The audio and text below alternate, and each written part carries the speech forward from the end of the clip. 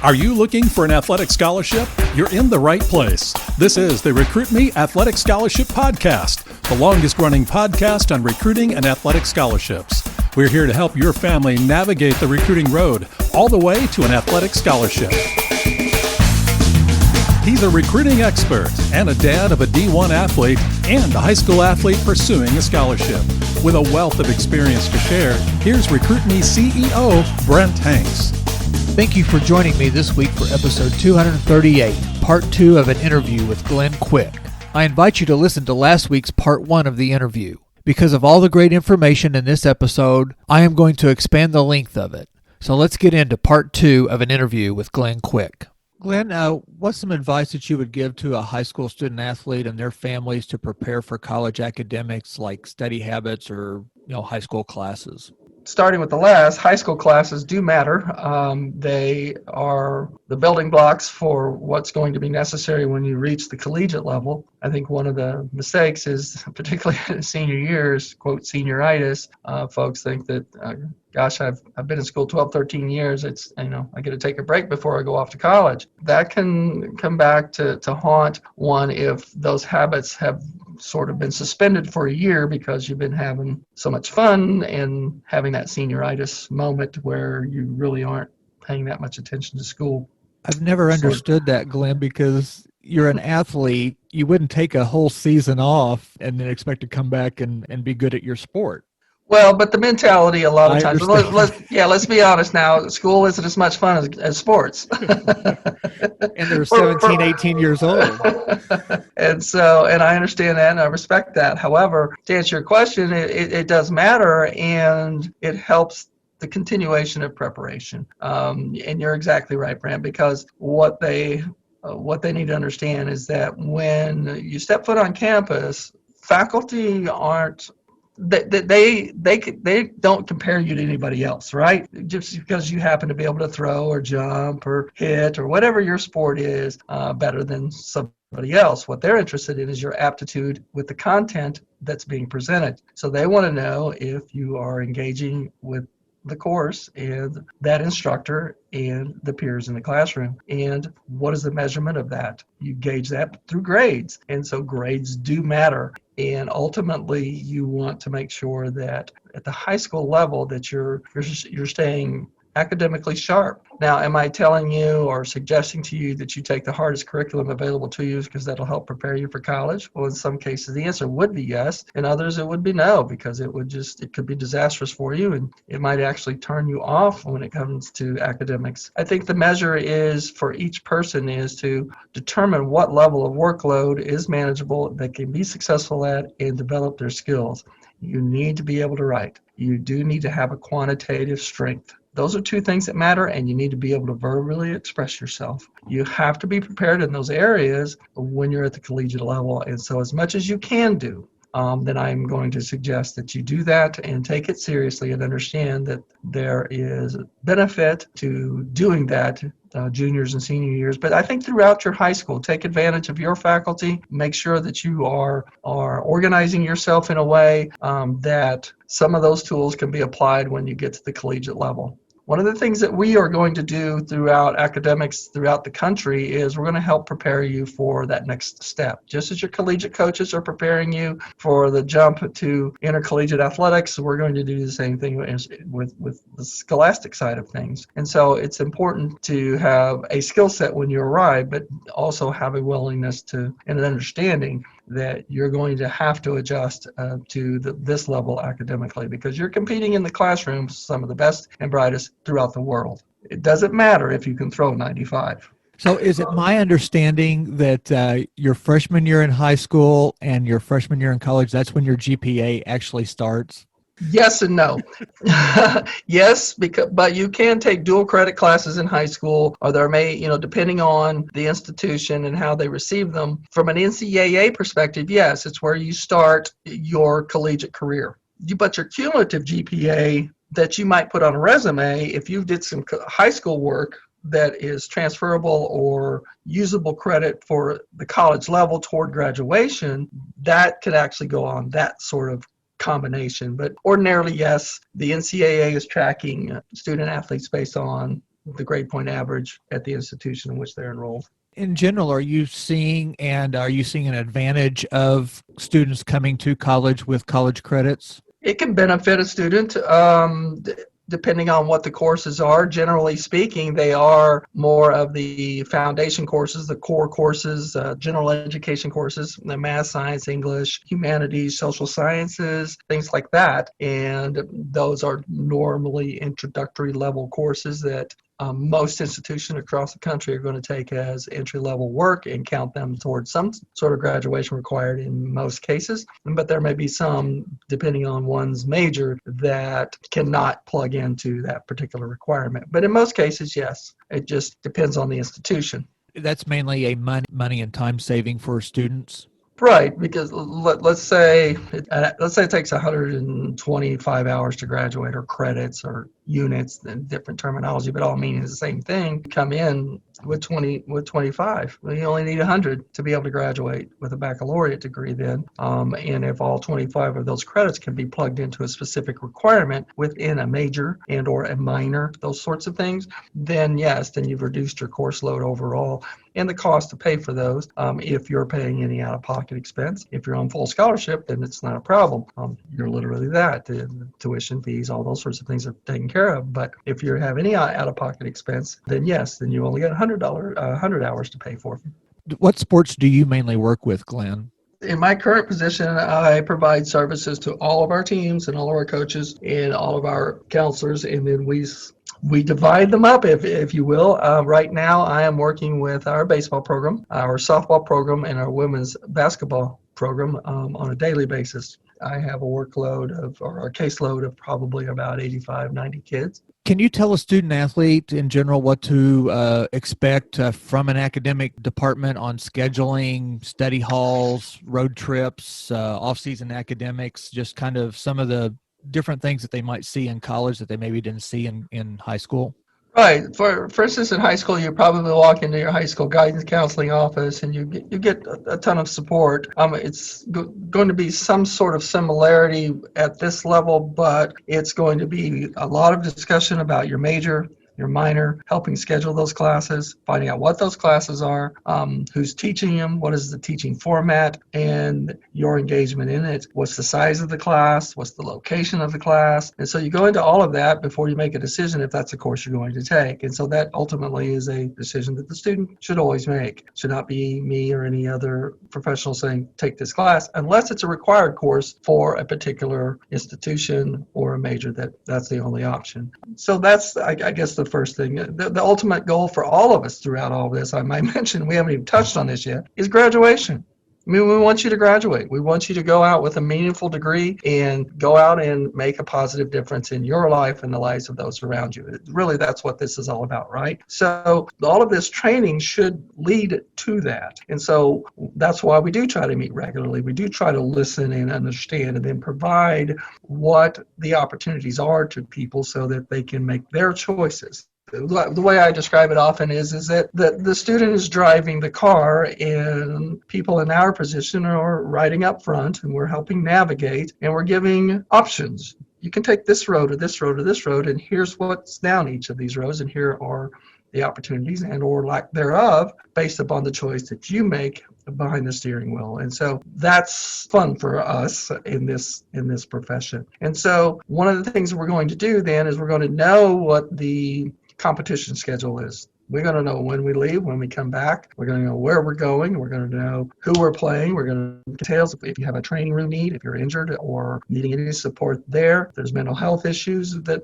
may be engaged with, we have that. We have sports psychologists. We have nutritionists. We have all of these scheduled individuals that are available. And so we need to make sure that academically you can balance all of that. And so we look at content. We look at the rigor of that particular course, and we present all of that and say, okay, here's what you want to make sure you're doing. Now, if you happen to be in a sport in which you compete in one semester versus another, so for instance, we'll take your son's team, he practices in the fall and he plays in the spring. So in the fall, content-wise, we would expect your university to load more classes, more hours, more intensity of content. Whereas in the spring, that should be reduced because he's going to be traveling so much, he's going to be practicing when he's not traveling, and he's going to be be playing and still trying to engage in his academic rigor. So that then leaves your summer. Now what do you do? If you are in a sport like baseball, in which summer baseball is being played, the opportunities to go to school are a challenge unless you're taking them virtually, which most are doing virtual learning right now, as we know. So there may be an opportunity to make up some hours there that maybe he didn't take in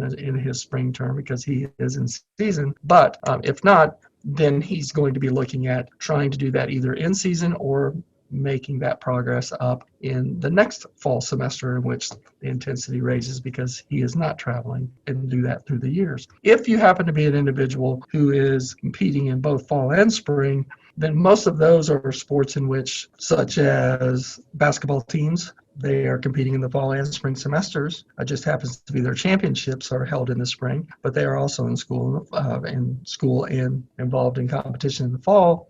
Most of those individuals also use summer to be able to try to get through these plans and these majors and these graduation opportunities within 4 years. You do need summer school because the workload is critical to learning, to success in the course, engagement in the course, and those sorts of things. And so it depends on the sport again. And those are two examples in which baseball is a one semester competition, whereas a basketball program would be in 2. And so it's unique to the team, and that's why having individuals help manage that and help a student understand that, because again, we're partnering with all of these other departments as well to make sure that all of these services are available. We want to make sure that we are normally going to be in classes in the morning, because we practice in the afternoon and we're competing in the evening or later afternoon in most cases, or on the weekends. So our tutoring services across the country ordinarily just fit wherever they can within the scheduling. Study halls are unique to each individual institution and program. We don't have a ton of them here, for instance, but I know of some institutions where there's study hall for every team. So it just depends on the coach and that institution's philosophy. So it varies, but it's adaptable, and that's where we do spend a lot of time with particularly our new students, trying to help them with the time management piece, because it is critical that the unique scheduling demands that are required of an athlete, and so for them to adapt smoothly as possible while excelling in the classroom, sometimes that new student's going to need that support and that mentorship that hopefully folks like us can provide.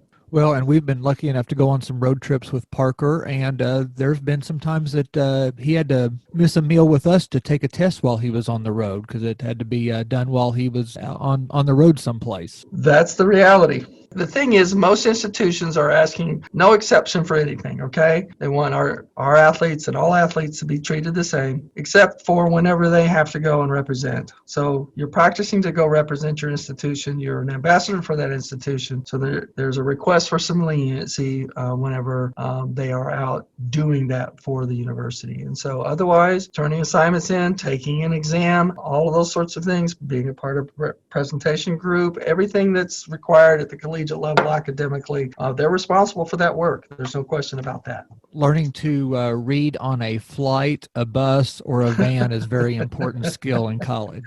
It doesn't hurt. Glenn, what's something that really surprises new freshmen or first-year students as they go into their college academic world? I think one of the first things they notice is that they're not in school all day. It's interesting because right now, kind of a day in the life of most high school students is they get up and they're at school by 8-ish, 8:30. It could be earlier, could be a little later, I guess. Just depends. And they may be done by 3-ish. And then they're practicing, and then they have their games that night if they have a game that night, or they're free for the evening. At the collegiate level, you may have a day where you don't have class. You don't have any school that day. You might have 3 in a day, and you're starting at 9 in the morning, you're done by noon. The next day, you might have 1 class, and you start at 10, and you're done at 11. Well, what ends up happening, however, is your schedule becomes more packed with lots of other things because you are in limited contact hours with your faculty. And this is throughout the country now, not just at institutions I've worked at. You have more free time. Well, it appears that way, but then because you've received instruction 3 days a week for 45 minutes in a pretty intense content area, you've got to study on your own. And that's where the self-discipline and maturity as a student comes in. And that goes back to what we talked about earlier, where you do need to continue to hone your skills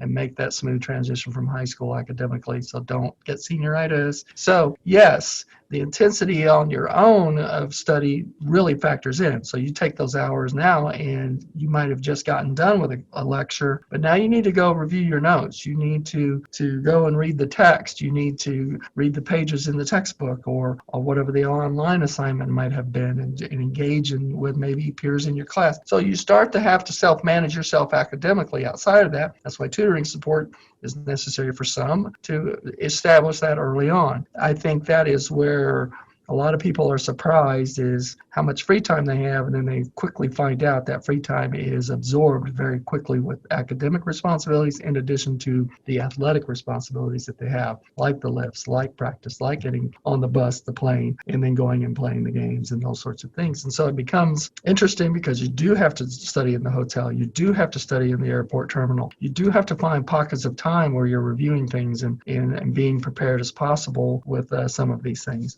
As the world is now with the COVID situation in some high schools, how the seniors this year and the juniors come into college, and really if they've done it correctly and they've had to stay at home and do some classes, it's kind of good college training, isn't it?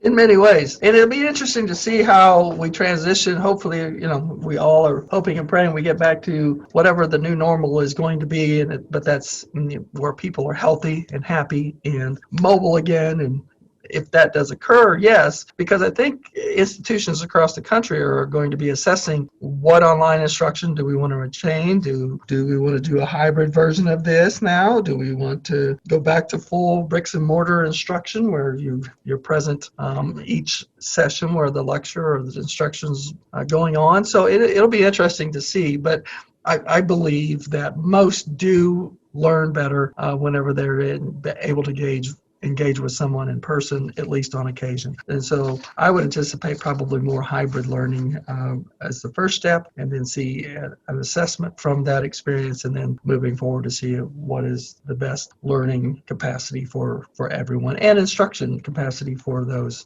doing the teaching.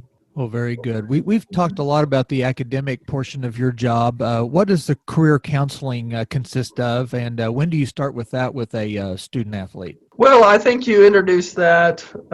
Again, generally speaking, I would say you introduced the concept of it very early on. In particular, the networking opportunities, because the alumni networking that you have, the faculty mentoring programs that you have, each of your faculty can be a mentor to you in many ways. And so you want to help students understand very early on that everyone you meet potentially is a new resource for you and you for them. And so you need to make that connection. You need to know your faculty. It's so easy at an institution, and this is true, I know it's true from our collegiate experiences. When you walk into some of these auditoriums, I'm from Mansfield, it's not a big place. There was a classroom that I got in when I walked in my freshman year in Missouri State that was bigger than my entire high school. Okay, so that can be exciting, but it can also be intimidating and scary. And so you've got to understand that you need to engage with your faculty. That doesn't mean you need to necessarily,